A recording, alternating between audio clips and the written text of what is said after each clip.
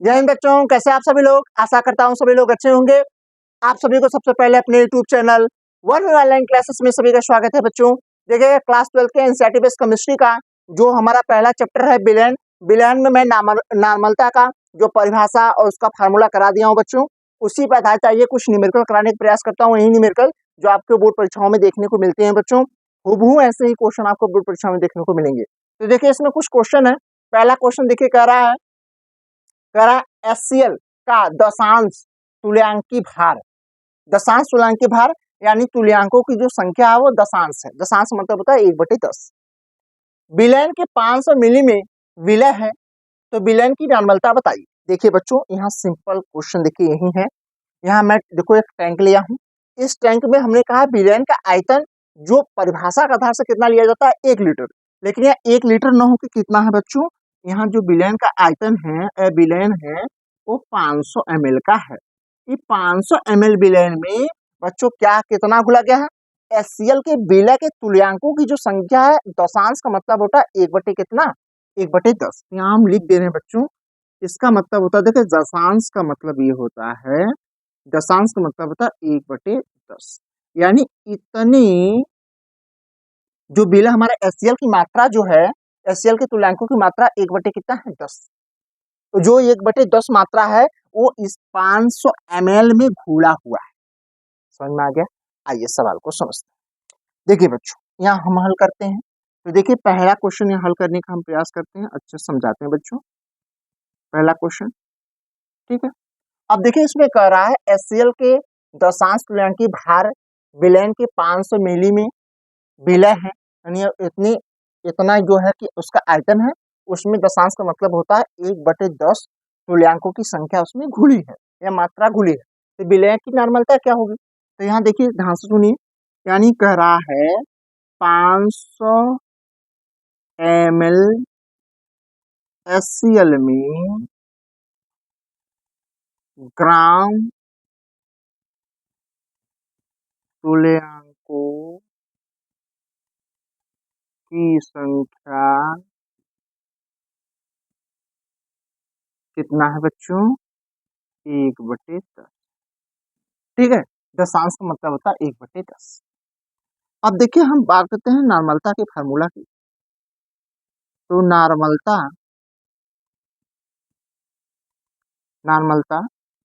n होता है, n बराबर, तो यहाँ देखिए विलय की ग्राम तुल्यांकों की संख्या या तुल्यांकों की संख्या, ग्राम तुल्यांकों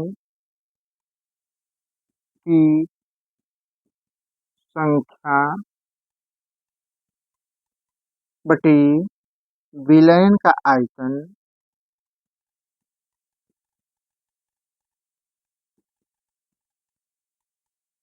आयतन किसमें है, लीटर में।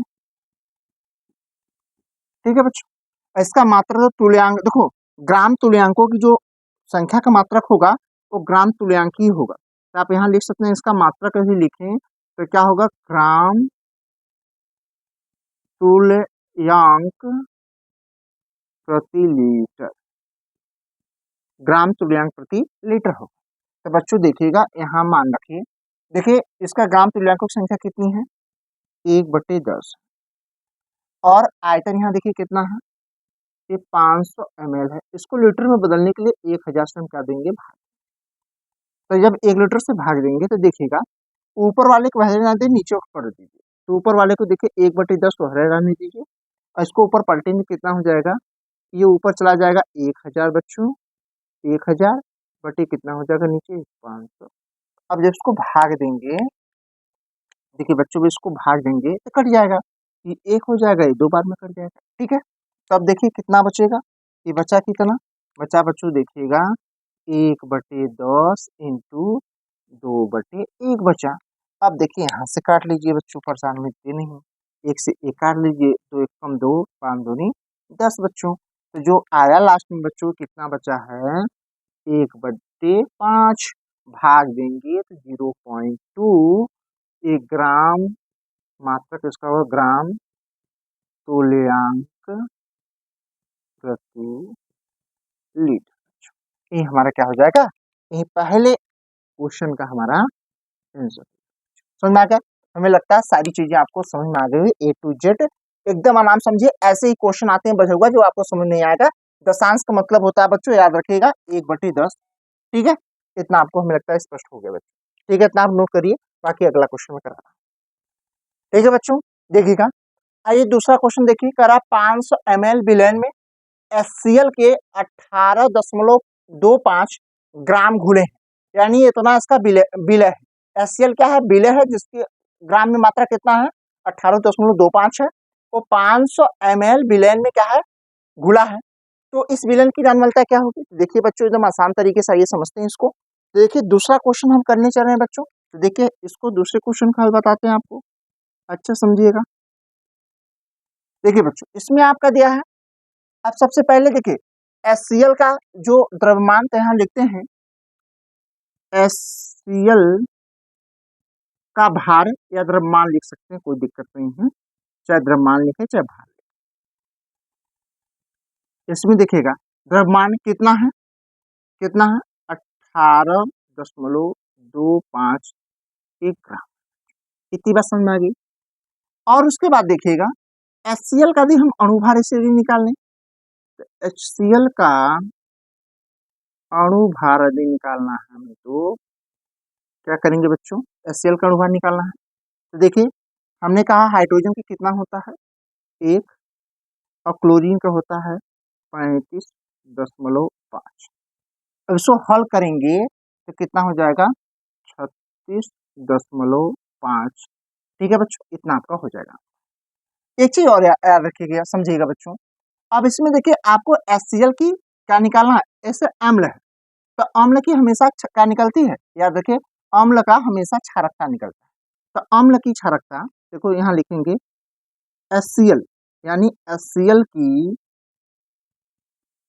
क्षारकता कितनी होगी, क्षारकता।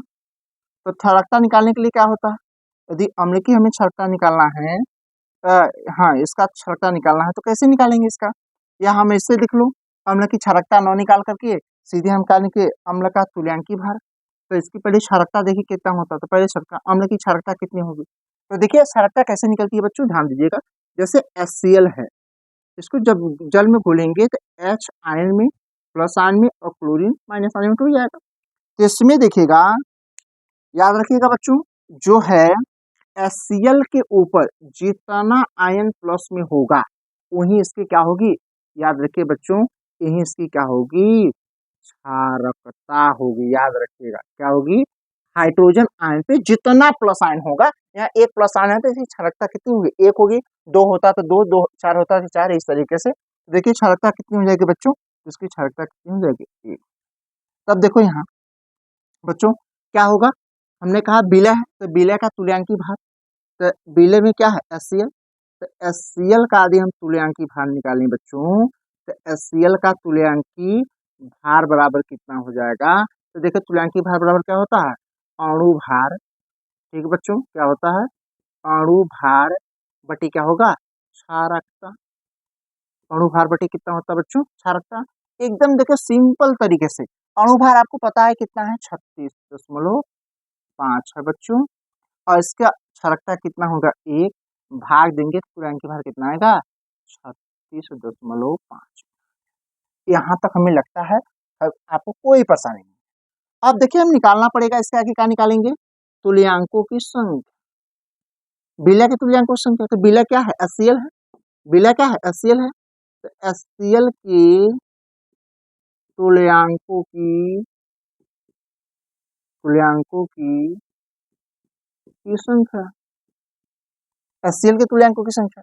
तो HCl के तुल्यांकों की संख्या निकालेंगे तो क्या हो जाएगा, विलय का भार ग्राम में, विलय का भार किसमें होना चाहिए, ग्राम में, और नीचे क्या होगा तुल्यांकी भार। ठीक है बच्चों, तुल्यांकी भार।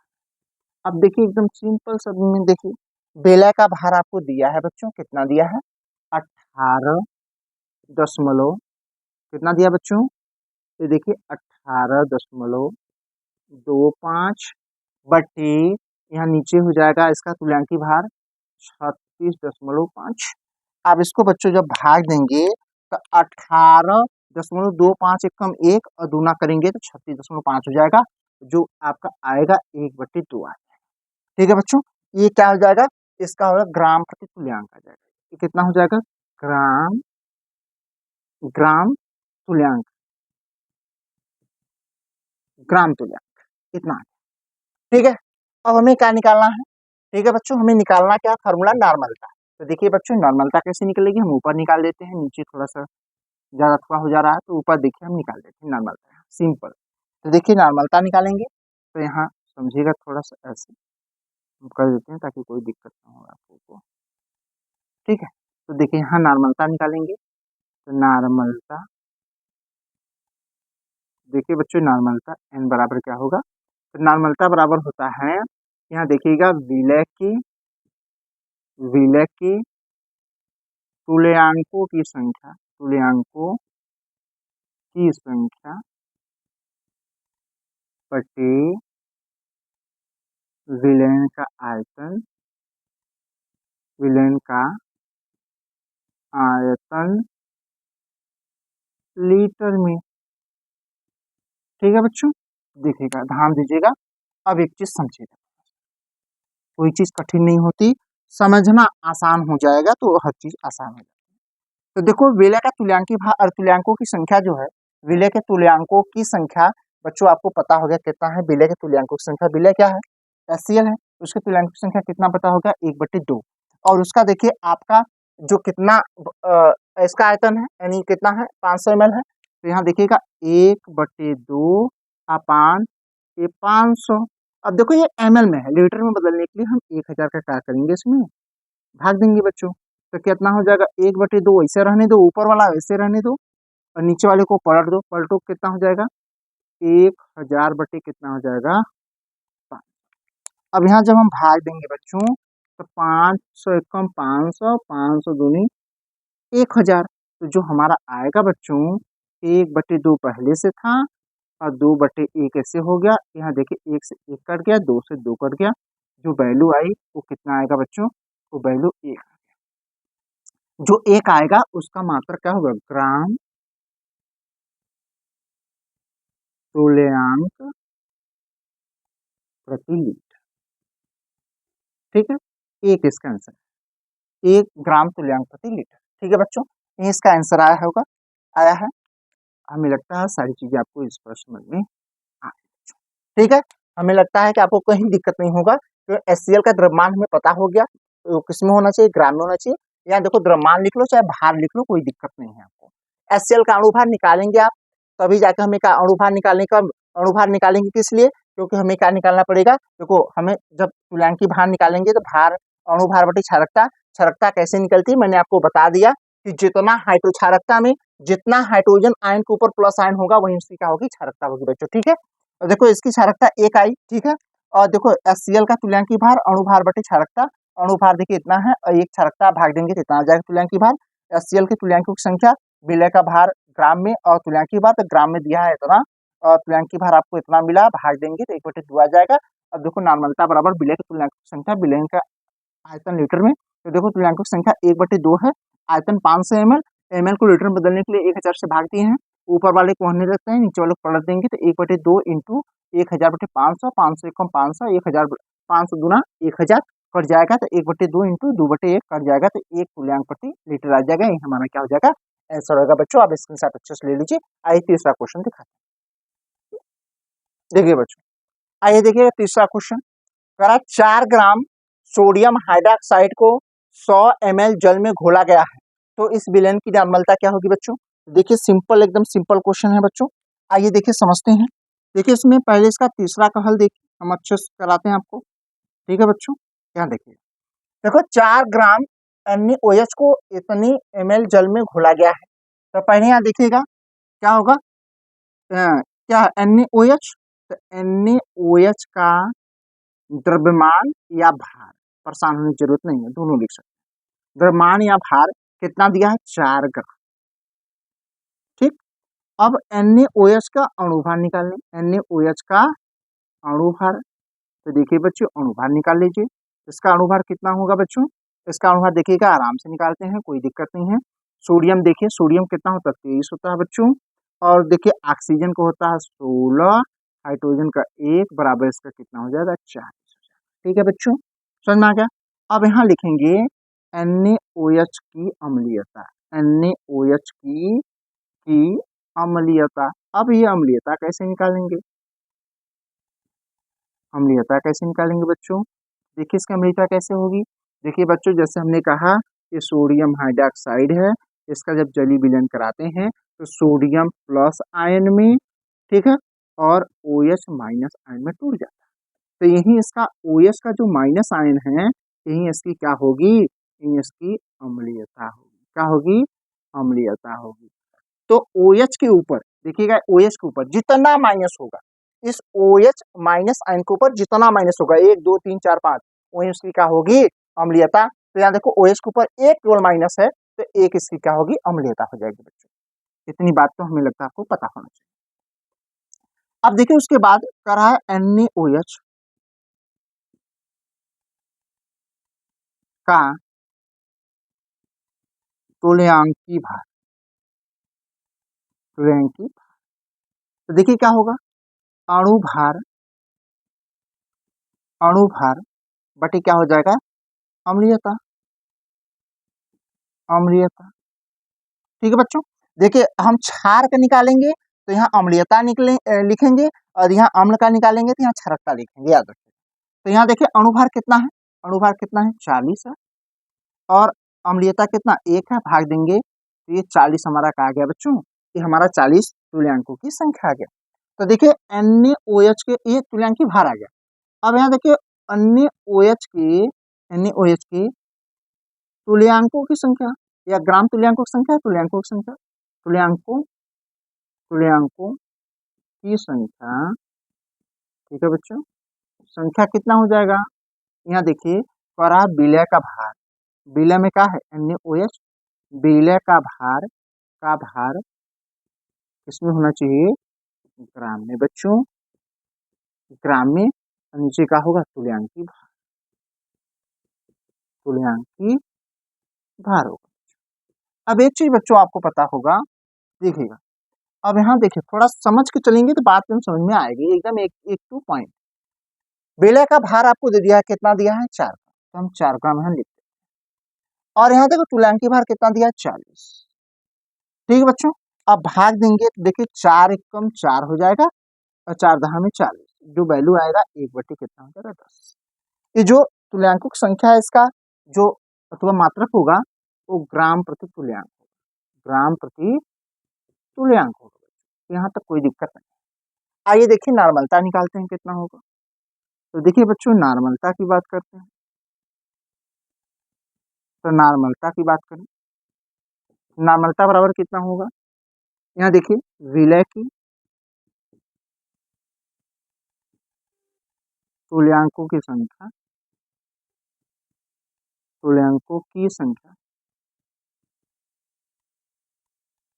तो यहाँ क्या होगा? विलयन का आयतन लीटर में। ठीक है, किसमें होगा? लीटर में। देखिए बच्चों यहाँ तुल्यांकों की संख्या कितना मिला? कितना मिला? 1/10, 1/10, और नीचे कितना हो जाएगा? लीटर कितना दिया है? ml में 100 ml। तो देखिए 100 ml को लीटर में बदलने के लिए 1000 से क्या करना पड़ेगा? भाग देना पड़ेगा। तो देखो बच्चों इसको आप क्या करोगे, इसको ऐसे रहने दीजिए और इसको ऊपर पलट दीजिए, तो ले जाएंगे कितना हो जाएगा? 1/10 इंटू ऊपर जाएगा तो देखिए हो जाएगा 1000/100। जीरो से जीरो, जीरो से जीरो कट गया, ऊपर बचा कितना? 10। तो ये जो मामला हुआ 1/10 इंटू 10/1 का, तो 1 से 1 कट गया, 10 से 10 कट गया, जो वैल्यू आएगा 1। इसका जो मात्रक होगा 1 ग्राम तुल्यांक प्रति लीटर। ठीक ना, ये हमारा क्या हो जाएगा? आंसर हो जाएगा। ठीक है बच्चों, हमें लगता है सारी चीजें आपको एक एक पॉइंट आपको समझ में आ गई होगा बच्चे, परेशान होने की जरूरत नहीं है। यदि सारी जानकारी आपको अच्छी लगी तो चैनल को लाइक, सब्सक्राइब, शेयर, कमेंट करिएगा बच्चों। ज्यादा से ज्यादा सपोर्ट करिए बच्चों, अपने दोस्तों के पास ज्यादा से ज्यादा शेयर करें। ठीक है, यदि सारी जानकारी अच्छी लगी होगी तो ऐसे ही मिलते हैं और धमाकेदार जो है कंटेंट के साथ। तब तक के लिए थैंक यू सो मच बच्चों।